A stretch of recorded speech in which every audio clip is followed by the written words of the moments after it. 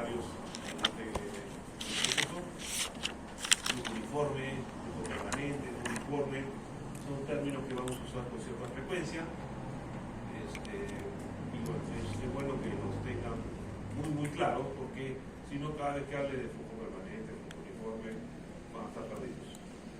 ¿Sí? Presentamos algunas variables que van a ser de uso cotidiano en el curso: área mojada, perímetro mojado, superficial, hidráulica, margen libre, hasta radio hidráulico. Son términos que vamos a utilizar con bastante frecuencia. Flujo uniforme, ya vimos la clase pasada, ¿no? Cuando en una conducción entre dos secciones diferentes se encuentra la misma velocidad y un tirante en el mismo instante de tiempo. El flujo uniforme es una idealización de algo que existe en la realidad. Es una idealización porque no existe en la realidad. La velocidad no podría ser la misma a lo largo de una conducción por el simple hecho de que existe la rugosidad. ¿Sí? Entonces, pero es una idealización muy utilizada en algunos estadios de evaluaciones hidráulicas. Sobre todo, les mencioné de que una evaluación hidráulica empieza desde formulaciones muy sencillas hasta cosas muy complejas. Nadie se manda, le encargan de hacer el diseño de algo y nadie se manda a la primera a hacer el análisis más complejo. Comienza a recabar información y de a poco va construyendo algo más sólido. Entonces, en los primeros estadios de las evaluaciones de ingeniería, y esto aplica para ingeniería en general, ¿no? En hidráulica en particular, uno empieza con formulaciones muy sencillas, teorías muy básicas, no usa programas de cómputo, con sus calculadoras de cálculo muy sencillo. Lo que les comenté se llaman evaluaciones o estudios conceptuales. Vamos a tener una idea gruesa de si lo que está planteando es sensato o no. Termina porque la presa va a costar $80 millones. Ahí terminó el análisis. O si la evaluación conceptual que hace lo conduce a resultados razonables, bueno, uno se anima, o quien lo contrata se anima a hacer una evaluación un poquito más detallada, un poco más de información, y así va construyendo, ¿no? Esto normal. En resumen, es un poco más compleja, pero se puede resumir esto en 4 grandes pasos antes de que ciertos proyectos terminen siendo construidos. No todos los proyectos ven la luz del día, algunos mueren en alguno de los estadios porque el haber acopiado, recogido más información, lo hace a uno darse cuenta de que el proyecto es viable. ¿Sí? Por temas sociales, por temas de costos, etc.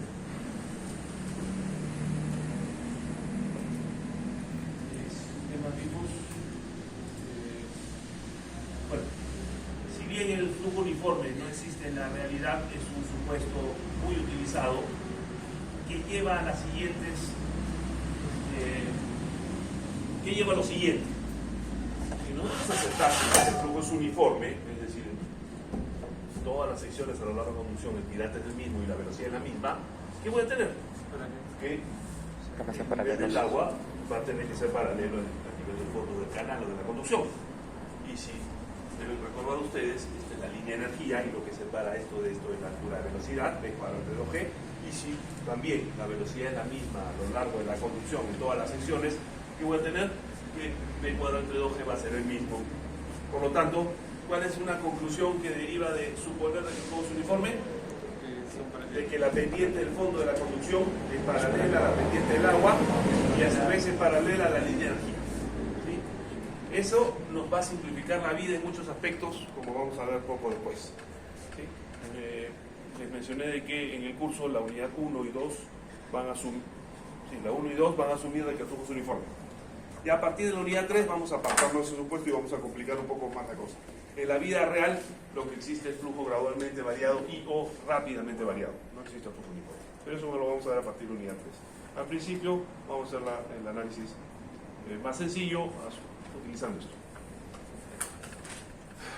Otra cosa que deriva de asumir de que el flujo es uniforme es de que las líneas de corriente son todas paralelas entre sí, no hay curvatura entre ellas. ¿No? Cuando el flujo es uniforme se dice que existe flujo paralelo. Y eso trae consecuencias, como discutimos en la clase pasada, ¿no? el que la línea de corriente viaje en forma paralela, va a hacer de que, si yo por ejemplo pongo un piezómetro en alguna sección del canal, las líneas de corriente no van a tener componentes en la dirección del piezómetro. Por lo tanto, el piezómetro va a medir exactamente lo mismo que si midiera en el caso estático, que si estuviera en un vaso de agua. ¿Sí? Si ustedes ponen un piezómetro, que les dije, el piezómetro más sencillo, la versión más sencilla de un piezómetro, ¿cuál es? Sorbete. En su vaso, en su gaseosa. Ustedes ponen el sorbete, van a ver que el nivel del agua dentro de él es el mismo que en los exteriores. No salvo la capilaridad, que no es un tema que vamos a discutir ahora. Pero básicamente lo mismo. Lo mismo van a encontrar en un canal, ¿no? Si el flujo fuese uniforme, que no existe, pero bueno, si fuese uniforme, al no tener la línea de corriente componentes, el piezómetro ni cuenta se va a dar de que el agua se está moviendo. Por lo tanto, registraría lo mismo que en el caso estático. Y por lo tanto, cuando el flujo, o si admito que el flujo es uniforme, se va a seguir cumpliendo esta ley de hidrostática, la relación de hidrostática, ¿no? Presión varía linealmente con la profundidad. Hay distribución hidrostática de presiones. ¿Sí? Cuando el flujo es gradualmente variado, ¿se recuerdan qué cosa es flujo gradualmente variado? Cuando sí hay cambios de la velocidad del tirante a lo largo de la conducción, pero esos cambios son muy tenues, al menos en distancias cortas. Si yo comparo dos secciones muy próximas entre sí, probablemente no sea medible, sea tan pequeño el cambio que no es perceptible. Tendría que comparar una sección aquí y otra muy lejos para ver, así, mira, cambió un poquito. Entonces, cuando el flujo es gradualmente variado, lo cual debe su efecto básicamente a la rugosidad va a hacer que la línea de corriente y la velocidad y todo vaya cambiando. Ya las líneas de corriente no son paralelas entre sí, van a comenzar a curvarse ligeramente, pero nuevamente esa curvatura, el efecto de la rugosidad es muy tenue. Entonces esa curvatura también es muy pequeña. Entonces esa curvatura, si acá yo tuviera un piezómetro, va a tener muy poco impacto.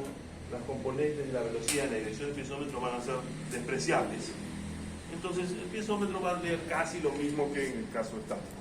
Entonces, cuando el flujo es uniforme y hasta cuando el flujo es gradualmente variado, se admite esta fórmula, ¿sí? Aun cuando es de hidrostática, por lo que les acabo de decir, ¿sí? Ya cuando el flujo es rápidamente variado, la curvatura es tan pronunciada que ahí sí hay efecto en la lectura del piezómetro. Les dejé de tarea una lectura del Bente Show en donde describen esto un poquito más detallado. Espero que hayan leído eso, porque ya les dije toda la tarea que dije que es candidato a hacer preguntas de evaluación. ¿Sí? No todas, pero así al azar. Entonces, hasta ahí creo que vimos la clase pasada, ¿no? Algo más creo que caudales velocidad por área. ¿Qué dijimos de esto? Para que esta fórmula se cumpla deben cumplirse dos condiciones. ¿Cuáles son? La velocidad tiene que ser... La velocidad y el área tienen que ser perpendiculares entre sí. ¿Sí? La velocidad promedio. y la velocidad tiene que ser la velocidad media del flujo. En un canal, la distribución de velocidades es una parábola trunca. ¿Sí? En una tubería es una parábola completa. En cualquiera de los dos casos, no hay una sola velocidad de las líneas de corriente. Aquí el agua se mueve más rápido, etc., ¿no? Trabajar matemáticamente con la velocidad real de cada una de las millones de líneas de corriente que componen a una conducción sería imposible, ¿no? Entonces nosotros tenemos que simplificar todo eso en un solo valor representativo. ¿Cuál es ese valor representativo? La velocidad media. ¿Sí? Trabajar con la velocidad de cada línea de corriente es tarea imposible.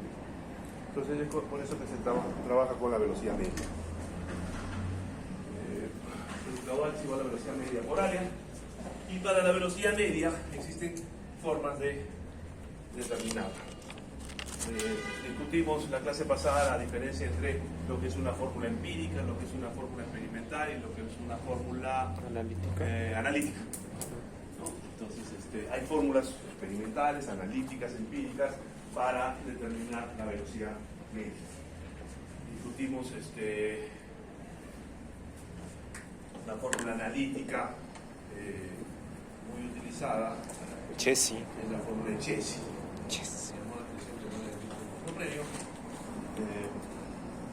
Velocidad media es igual a un coeficiente, que se llama coeficiente Chesi, Chesi. y que, si mal no recuerdo, es más o menos, la fórmula de los libros no es igual, más o menos, 18 veces Logaritmo de 6 veces el radio sobre K sobre 2 más 2, integral de 7. 7, Eso es. y esto es igual a raíz De del esfuerzo de corte máximo, Eso de por eso. densidad. Densidad. Así de redada en la forma. ¿No? Y bueno, por esa razón no es muy amigable. Pero ya vamos a dar su utilidad.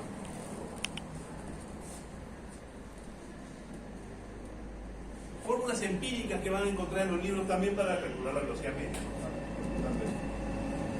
Les dije que en los libros van a encontrar que las fórmulas empíricas es igual a la velocidad media, es igual a la velocidad al 60% del tirante medido desde la superficie. ¿Recuerdan? Otras fórmulas empíricas algo más elaboradas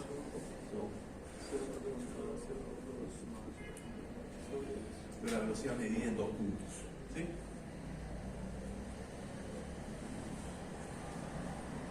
Y obviamente mientras más puntos mejor. O sea, en teoría la velocidad debería ser igual a la velocidad media.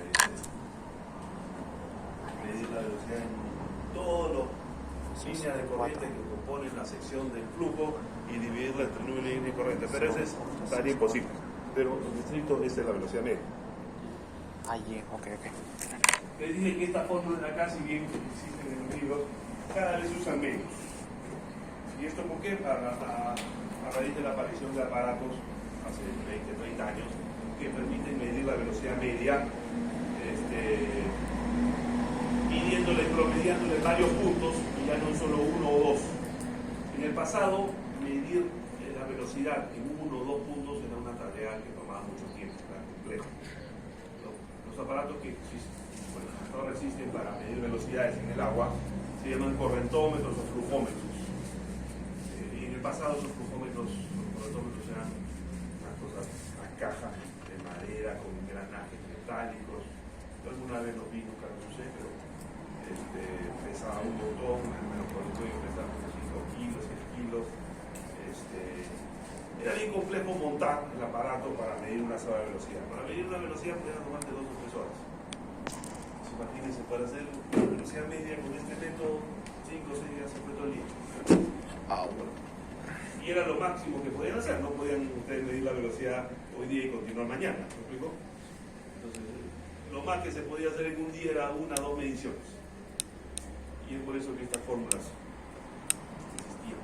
Pero ya hace 20, 30 años aparecieron aparatos más livianos, electrónicos, que permiten medir la velocidad de forma más rápida. Y aparecieron los primeros aparatos, este no es uno de los primeros, este es los últimos de su categoría, y es el que se compró en los sitios hace algunos años. ¿No? Acá hay una versión previa del aparato, no funciona, claro, no hay problema esto, pero más o menos me da una idea de qué trata el aparato. La única diferencia que van a ver con el oscilo es que el cabezal es diferente. Este es así, este es más grande. De hecho, a mí me gustaba más este porque esto fue un paso atrás para mí, porque este de acá tiene un solo decimal, este tenía 2 decimales. No sé por qué al fabricante de esto se le ocurrió bajar un decimal, porque hasta ahora, y ni el mismo fabricante sabe, cuando el aparato marca, por ejemplo, 0.1, es 0.05 y lo redondea. ¿Cómo lo redondea? No sabe. Una vez le mandé un correo al fabricante en Estados Unidos, oye, nadie se pelotearon, y nadie me respondió con... no sé. Y lo entiendo, lo entendí en su momento, porque en las primeras versiones de correntómetros, el fabricante de estos aparatos lo que comenzó a hacer es armar piezas de otras cosas. ¿Alguien sabe qué cosa es un odómetro de bicicleta? ¿No? Si uno va a una tienda de de bicicletas, entre los accesorios que le pueden ofrecer están los odómetros. Un odómetro consiste, una de las partes principales del odómetro es un imán que se pone en unos rayos de la bicicleta, ¿sí? Y en la parte no sé cómo se llama, el parante que sostiene la rueda, ¿sí? Ahí se pone un sensor. Cada vez que el rayo pasa por ese sensor, el sensor registra el pulso magnético del imán, ¿sí? Entonces, mientras más rápido de la rueda, más pulso por minuto, ¿no? Eso de ahí, el odómetro de bicicleta tiene una de estas cosas en el manubrio donde uno está manejando, y mediante un cable le manda la cantidad de veces que el imán pasó por el sensor. ¿Me explico? Bueno, y estos aparatos ya están calibrados en un laboratorio para traducir si el imán pasó 10 o 100 veces por minuto, eso significa que la bicicleta está yendo a tal velocidad. Eso se calibra. Esto es básicamente lo mismo. De hecho, esto tiene un imán. Bueno, se lo voy a pasar. Aquí hay una hélice, ¿sí? En la hélice va a haber un punto negro. Ese punto negro es el imán. Y en la parte superior van a ver una cosa que como es una barrita negra, también la van a ver acá arriba. Y cada vez que el imán pasa por eso, le manda un pulso, ¿no? Y eso se lo transmite al sensor, pero se lo transmite al display mediante un cable que está acá adentro. Le mandan la información ahí arriba y este aparato ya está calibrado en un laboratorio. El fabricante, yo me imagino, no he visto la fábrica, pero me imagino el proceso, habrán puesto este aparato en el agua y ya cuando el agua viaja a 1 metro por segundo, la hélice da 80 vueltas por minuto. Entonces, construye una curva. Velocidad 1, 80 vueltas por minuto. Velocidad 2 metros por segundo, 90 vueltas por minuto. Y así construyen una curva y eso se puede traducir en una ecuación. Y este display es una mini computadora que traduce mediante esa ecuación cuando el número de revoluciones es tanto, la velocidad es tanto. ¿Me explico? Ese debe ser el proceso. Entonces, esto lo ven a calibrar en un laboratorio. Y lo ven. Entonces, esto era parte de la primera versión de un correntómetro que yo vi, no era ni siquiera este modelo, era todavía uno anterior. Y comencé a ver, me llamó la atención que acá decía, y acá todavía lo dice, aquí dice una marca, una cosa. Busqué en internet, y esta cosa de acá era una T para plomería, para grafitería, ¿no? Que la vendían en lo que ahora es lo que era Maestro Concentra. Lo vendían ahí, lo vi en el catálogo de Estados Unidos, igualito. Después investigué, este palo retráctil por acá en algún sitio decía también algo, acá, ¿sí?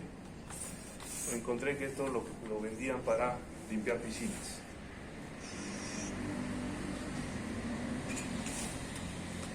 Esto de acá tenía una mano, decía Sigma. ¿Qué será Sigma? Una vez en un proyecto habíamos comprado uno de estos, un modelo previo, pero era similar a este, y esto se cayó al agua, murió.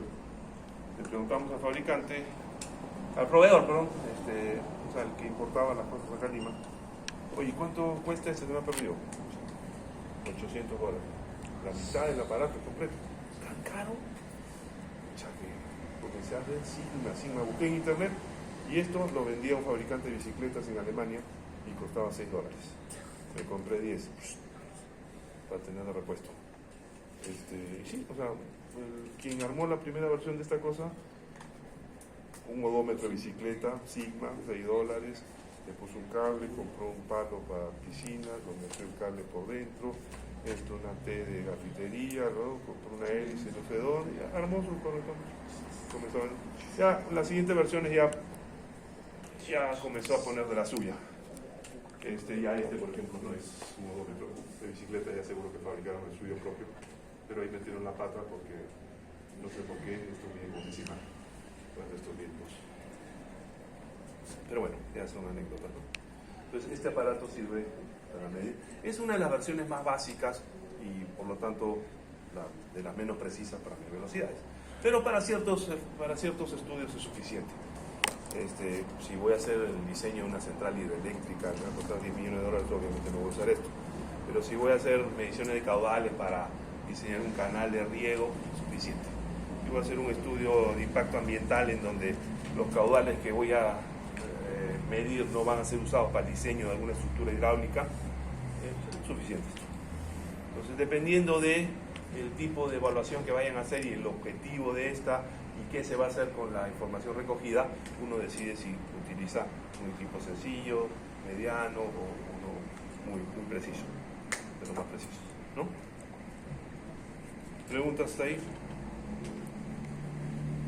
Hay instrumentos que también pueden medir el caudal directamente, ¿no? ¿Perdón? Hay instrumentos que también miden Hay instrumentos que pueden medir. Hay uno mirando un bote. ADCP se llama, Acoustic Doppler. Le encontré una foto, creo. Ahora la podemos volver a ver. Sí, hay aparatos que miden directamente el caudal. La mayoría de aparatos miden la velocidad y hay que recurrir a caudales igual a velocidad por aire. Es la mayoría. Lo que miden todos juntos se llaman ADCPs, Acoustic Doppler Current Profiler. Son carísimos. Uno cuesta $30,000 por ahí, dependiendo de la marca, el modelo. En mi trabajo tenemos de todos desde estos hasta el ADCP. Pero esos aparatos los usamos para cosas muy sofisticadas, estudios muy caros, donde quien lo contrata va a pagar. No va a ocurrir llevar eso para el diseño de un canal de riego.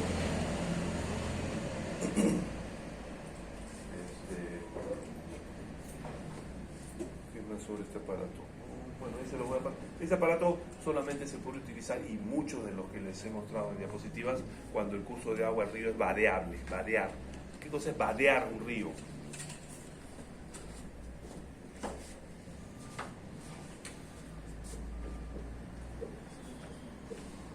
En inglés, wade.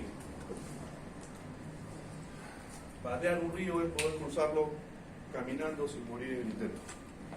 O sea, si uno puede cruzar el río y no se queda sumergido o la velocidad del agua no se lo lleva, y uno puede cruzarlo con seguridad, se dice que el río es vadeable.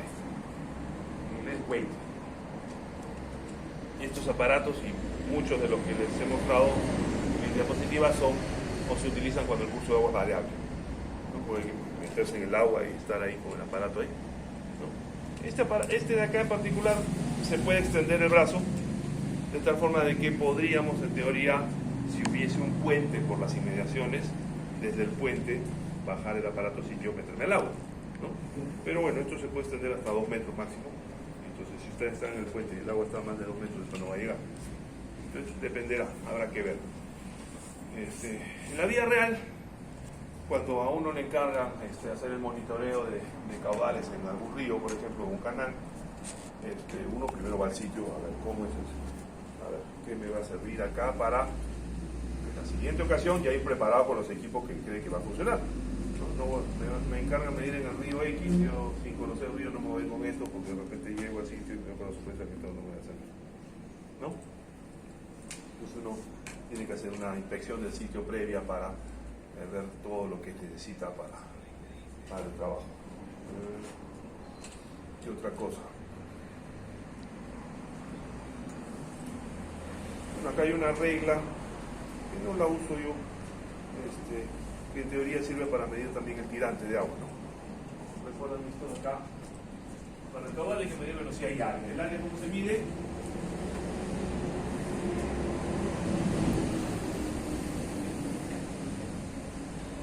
Los trabajos de topobatimetría, ¿no? Batimetría es topografía debajo del agua. En buena cuenta se usan los mismos equipos, la misma cosa, no importa. Este aparato de acá me permite no solamente, si lo sumerjo acá, no solamente me permite medir la velocidad acá, sino también, ¿qué cosa? El tirante de agua acá, ¿no? Entonces esta relación. Pero en mi experiencia no sirve mucho porque sobre todo cuando la velocidad supera cierto valor, cuando viene el agua hace esto y se sube un poco, entonces no termino de medir bien. Entonces lo que hacemos, o llevamos una mira así o una regla metálica y enfrentamos la parte más delgada al agua para que el agua no se levante, ¿me explico? Pero bueno, son cosas que en el camino uno va emprendiendo y esto no sirve. La próxima voy a traer algo que me ayude a medir mejor el tirante.